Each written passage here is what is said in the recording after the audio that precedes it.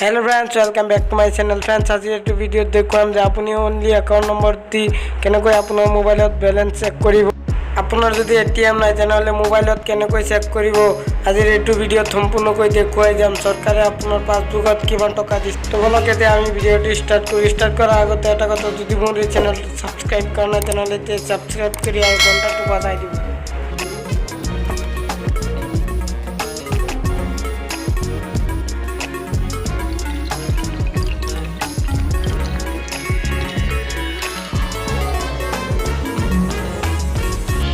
আপুনি আপোনাৰ মোবাইলত ক্ৰম ব্ৰাউজাৰটো ওপেন কৰিব।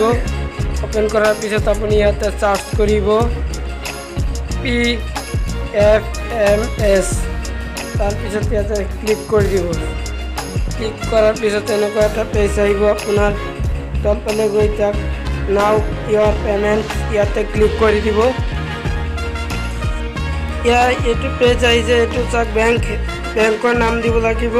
আপোনাৰ যি বেংকৰ নাম আছে, মোৰ আছে ষ্টেট বেংক অফ ইণ্ডিয়া।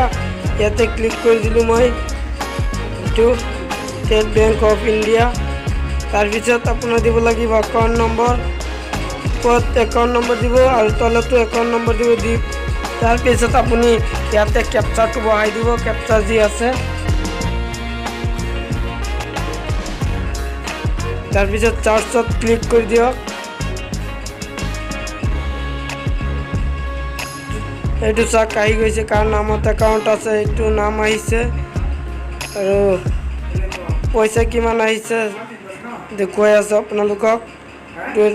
টানি দিয়ক। এইটো চাওক নাম,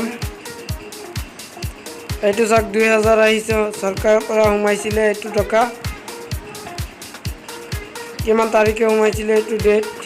আৰু এনেকুৱা যদি আপোনালোকে অনলাইনৰ পৰা কিবা শিকিব বিচাৰে তেনেহলে মোৰ এই চেনেলটো যদি সাবস্ক্ৰাইব কৰা নাই তেনেহলে সাবস্ক্ৰাইব কৰি দিয়ক আৰু লাইক শ্বেয়াৰ কৰি দিয়ক।